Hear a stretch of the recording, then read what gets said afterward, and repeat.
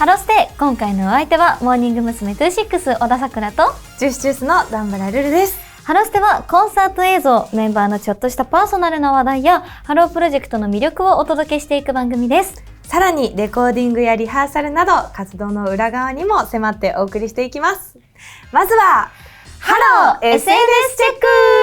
ク。バイバイ。今回は小田さくらさんの SNS チェックということで3月24日のブログです。はい、今日は一日ジュースのダンバルルルちゃんとデートしてきました。わそう、これね、お出かけしたんだよね。お出かけしました。ちょうどお仕事でご一緒して、その日に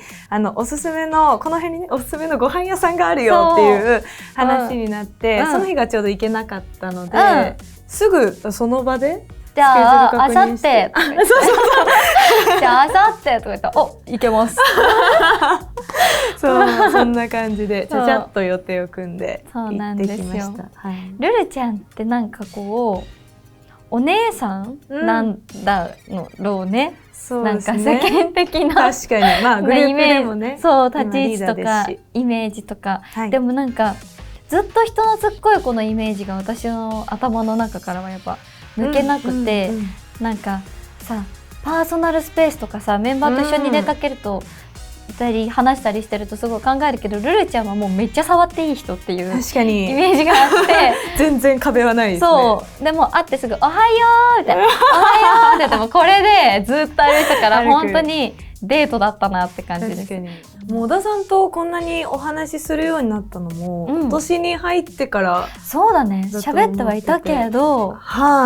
年明けに行われたオールザットミュージックあなたに送るラブソングっていうイベントに、ハロープロジェクトからこの2人で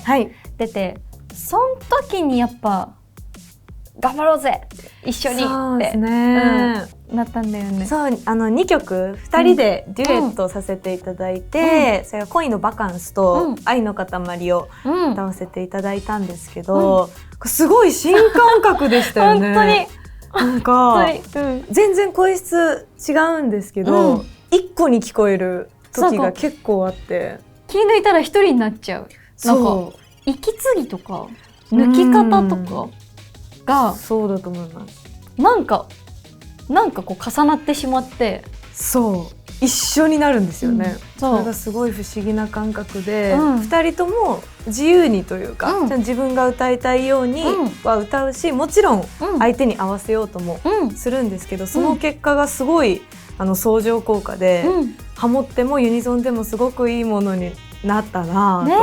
と思って、本当に結構お互いにお仕事がたくさんさせていただいている時期で、なかなかリハーサルに参加できなかったりとかもあったので、めちゃくちゃ助けていただいて。ルルちゃんリハーサル1回も出られなかったんですよイベントの。だから当日だったから、その前の日がハロープロジェクトのコンサートで名古屋に行ったんだよね。だからルルちゃんの部屋にこうやって楽譜担いで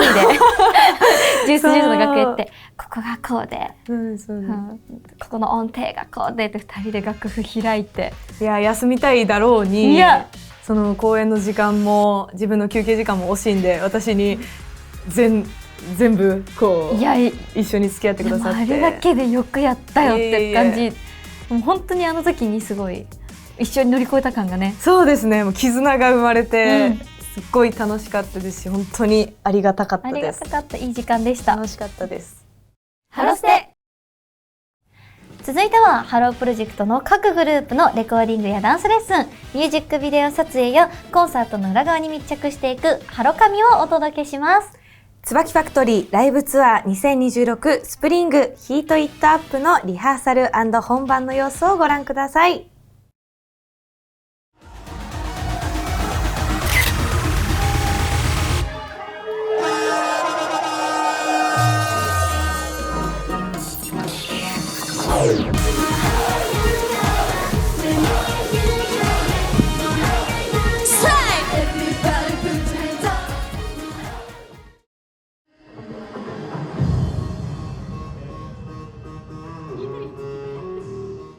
今回の春ツアーは結構久しぶりにやる楽曲が個人的に多いなと思っていて、それこそ私はヒナーズのイベントでやったことがあるジャストトライとかはそのグループとしては今まで披露していなかったので、ジャストトライとかだから何なんだとか、そういう久しぶりにできることがすごく嬉しいですし、いつきちゃんもこう活動復帰して11人揃ってツアーができることがすごく嬉しいので、私は出学初品に戻って頑張りたいなって思うツアーでもありますし、椿ファクトリーのこう良さというか最大限に生かされるようなライブになっているなと思います。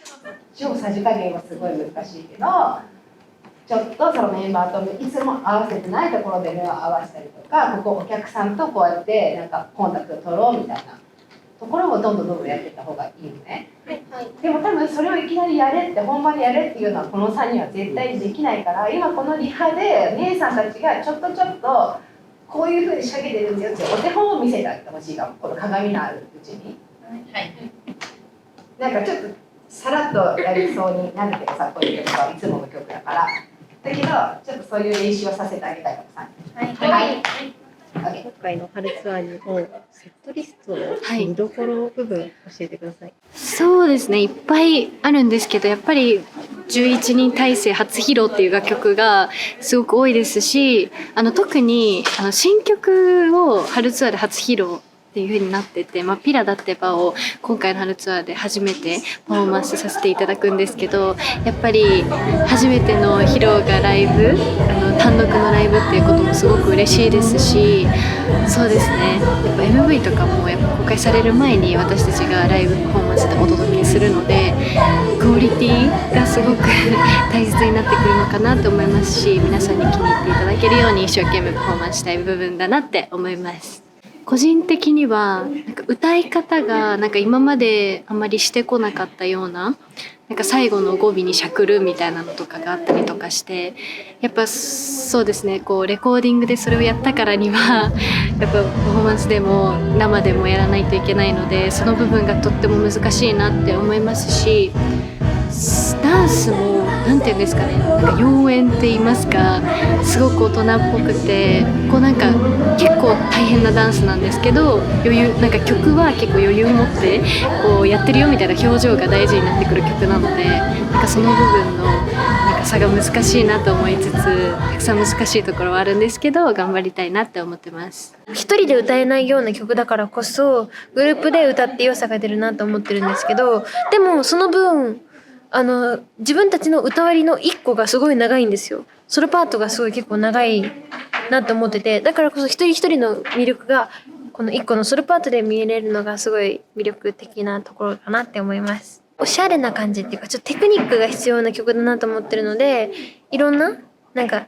ショーみたいな、みたいなエッジボイスとかのこの拳回したりとかがなりを入れたりとか、そういうなんだろう、テクニシャンなことができるようになれたらいいなって思ってます。今結構感情が A からも爆発してバーンって出てるけど、もっとこうふつふつと抑え込んで起こってる感じの方がサビの爆発力がよく見えて、より盛り上がれるっていう。では、ありがとうございます。でも基本的にかっこいいんで、落ち着いてやれば。あまりこうわーってなりすぎたら多分あまり良くない系統の曲なんで、抑えながら自分をコントロールしてやれる方がかっこよく見える。緊張すると思いますけど、よろしくお願いします。愛は今愛を求めてると、あと雨宿りのエピローグの2曲は椿ファクトリーの中でもそのグループに分かれてパフォーマンスしているので、なんかいつものこう楽曲とはまたちょっと見せ方が違ったり、その各グループによっても、グループカラーっていうか個性とかそのまとまりだったりとか、そういうのが見れるんじゃないかなと思って、すごく私も楽しみですし見どころかなと思います。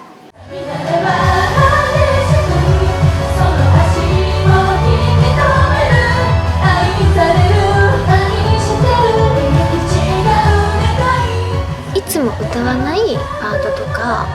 逆にその自分が歌っているパートを他のメンバーが歌ってくれてたりとかするので、なんか良さもこう盗みつつ、人数が少ないからこそ一人一人を見る時間がきっと増えると思うので、こう振り付けを合わせたりとか、そういうのを細かいところとかもしっかりこうグループでやっていきたいなと思ってます。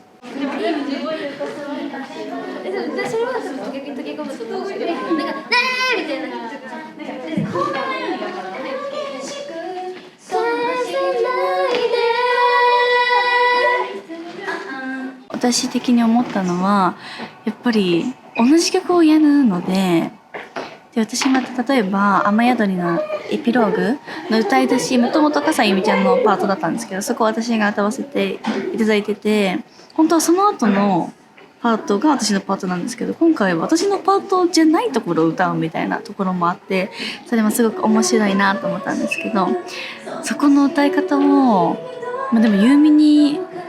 寄せようと思っても寄せれないんですけど、素敵すぎるので、でも私なりの表現ができたらいいなと思って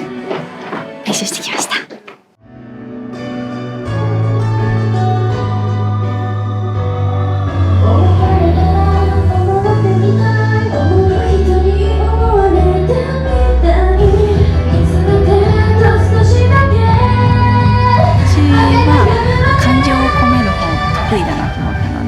それを重視してちょっとエッジボイス入れてみたり、ちょっと息を混ぜてみたりとか、なんかちょっと弓とは違った雰囲気を持たせられたら面白いかなと思って、練習してきました。ずっと思ってるんですけど、たくさん椿ファクトリーに貢献できる人になりたいなっていうのを常に思っていて、それこそ後輩のいつきちゃんも入ってきて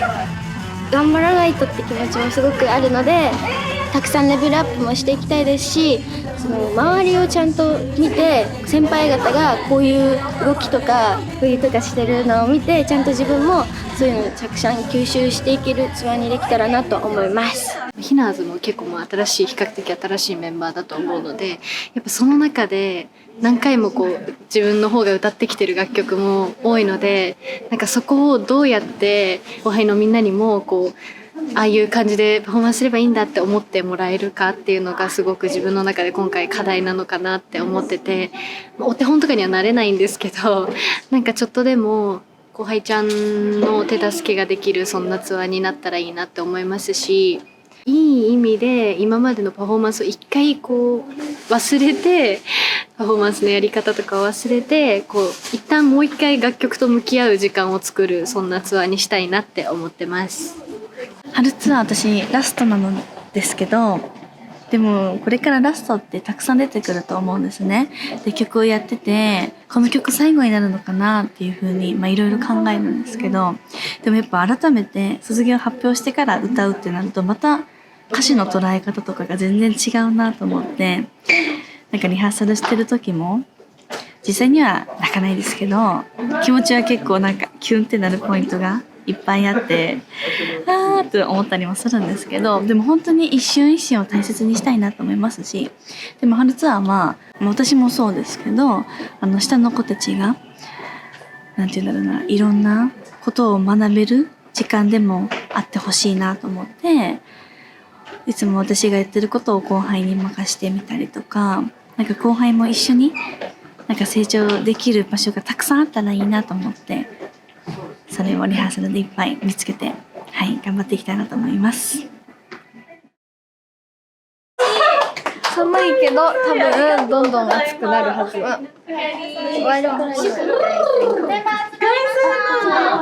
願いします。アミ、みずほ、サオリ、マオ、ユミ、マリン、ルノ、ピハネ、ユ、トヨタ。今日ちょっと広いので、楽しくできると思うので、仲間いっぱいだけね。はい、かましましょう。はい、キャメリア、ファ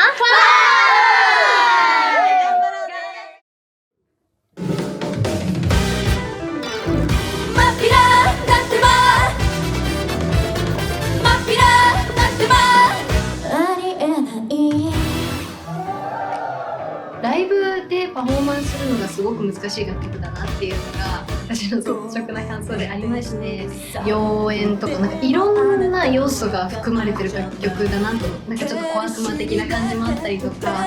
で、なんか結構レコーディングでメンバーもそういうのを求められたりとかして、それで撮った楽曲だったので、それをこうライブで生の音楽で皆さんに届けるって、なんかすごくその楽曲の世界観がちゃんと伝わるのかなっていう不安はすごくリハーサルの時からあったんですけど、なん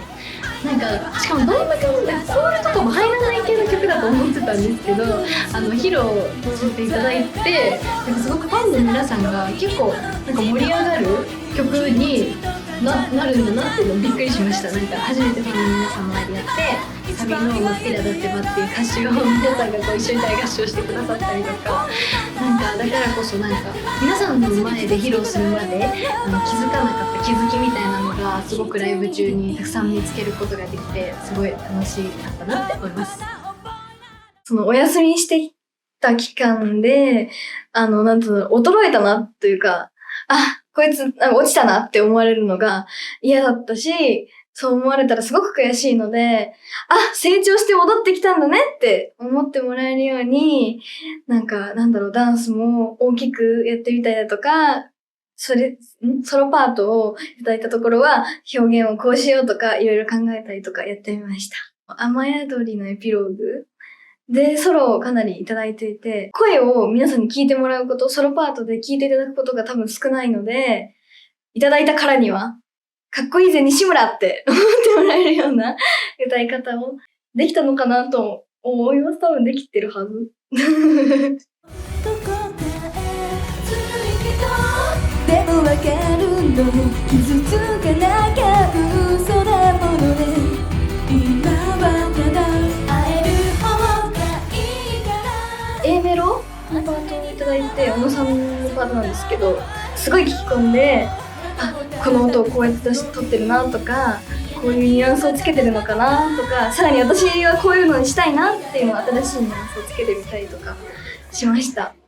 なかなか歌える機会ってないので、人の歌割りを。だからこそその人の良さも残しつつ、なんか自分らしさをこう追加でこう表現できたらいいなっていう風に感じていたので、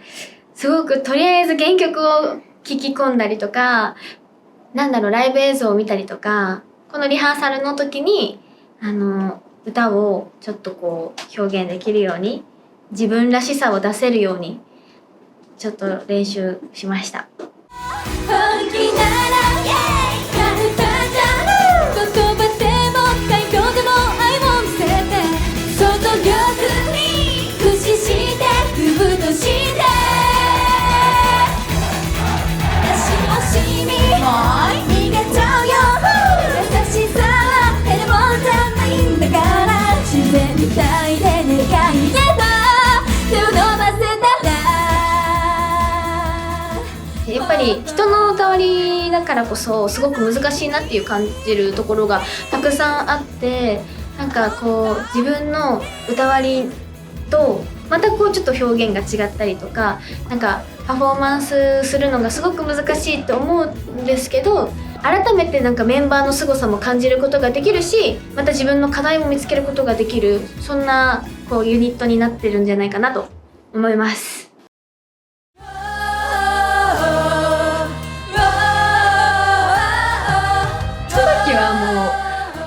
でずっと変わらない雰囲気があるグループだなっていうふうに思っていて、なんか誰も取り残さないと言いますか、もうみんなが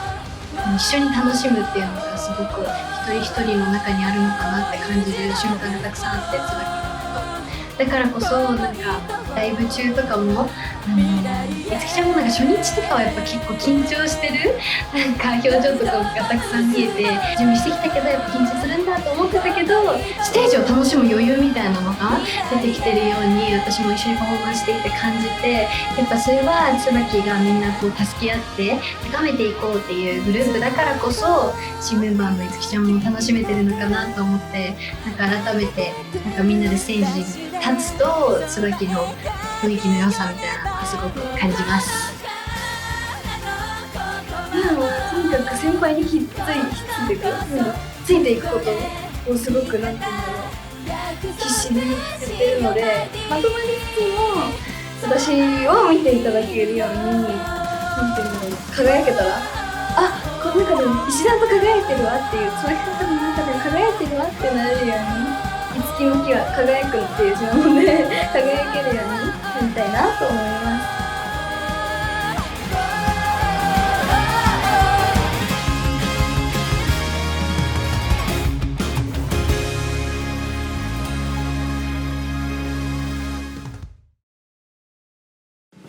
椿ファクトリーライブツアー2026スプリングヒートイットアップのリハーサル&本番をご覧いただきました。はい。それぞれね、今、各グループ春ツアーを行っておりますが、5人6人でね、分かれて歌うパートがあるみたいで、なんかやっぱり少人数だとこう自分の見せ場が多くなると思うので、すごく成長するいい機会だなと思いますし、私たちジュースジュースもやったことがあるんですけど、やっぱりオリジナルで歌ってるこのソロパートをちょっと引きずりがちになるので、それがすごいいい時もあるし、自分のオリジナルを探す機会にもなるし、ちょっとそれがすごく成長につながると思いますので、なんかまた回を重ねるごとに発見があると思います。いや、そうだと思う。しかも曲を入れ替える形というか、両曲両チームともやるということで、やっぱりハロープロジェクトメンバーの差がというか、見てるとメラメラしてきちゃう。多分自分が今どう歌ってるパートをあの子はこう歌ってて、なんかその子が褒められてたとかが多分すごい思って負けないって思う。いいきっかけ。もちろん仲良く楽しくグループ活動をしていくのも大好きだけど、そうやってたまにメンバーにこうオラつく感じも私大好きなので、椿のメンバーがねお互い刺激し合って、この春ツアーがいいものになるのを祈っております。一緒に牛乳飲もう。モーニング娘。26小田さくらとジュースジュースの段原ルルがお送りしているハロステ、お別れの時間となりました。はい、どうでしたか、この2人でのハロステは。いやー、なんか話しすぎてしまうなと、すげえ喋るじゃんって思ったよね、自分たちでね。思いましたし、なんか次から次にね、いろんな話題が出てきてしまうので、ちょっとどうなっているかわかりませんが、あんまりカットされてないことを祈りつつ、ちなみにすんごい喋りました別で1本作れるって言われちゃった。いや本当にもう、なんかでも私そのリーダーで今やらせてもらってるので、先輩の立ち位置でいることが多いんですけど、やっぱりこう先輩と話すのも大好きなので、なんかこう後輩で入れてる時間っていうのは結構新鮮だし、私にとって結構大事な時間なので、でも楽しかったです。嬉しい。その後輩のルルちゃんを見る機会が多分少ないということですよね、世間の皆さんもね。そうですね、今少ない。可愛いんですよ。すごい、だからそれ見せられて、そういうのを世に残せてよかったですそれでは私たちのこれからの活動を見ていきましょう。モーニング娘。26はまだまだ地方にたくさん回ります。で、これホールツアーでまだ当日券がある会場もありますので、もうちょっとでも興味あったら今の7人と杉原芽衣ちゃんも帯同してご挨拶だけしてるんですけども、どのメンバーの魅力も感じまくって帰れる、もうほんとすっごい自信あるので、今の春ツアーにぜひ見に来ていただけたらと思います。そしてね、ジュースのピアアリーナが今月ですね。今月ラスト26、27日にピアアリーナ MM で 2days あります。でジュースもフェスがあるんだね。そうですね、6月以降もいろいろと対バンイベントだったりとかさせていただきますので、ぜひぜひいろんなところでお目にかかれたら嬉しいなと思います。すごい、梅田芸術劇場。はい、楽しみましょう。今月も楽しみましょうハロステはハロープロジェクトのコンサート映像、メンバーのちょっとしたパーソナルな話題やレコーディングやリハーサルなど活動の裏側にも迫ってお送りしていきます。毎週水曜日と金曜日の19時に新着動画がアップされますので、高評価、コメント、チャンネル登録をぜひよろしくお願いします。今回のお相手はモーニング娘。26小田さくらとジュースジュースの段原ルルでした。さようなら。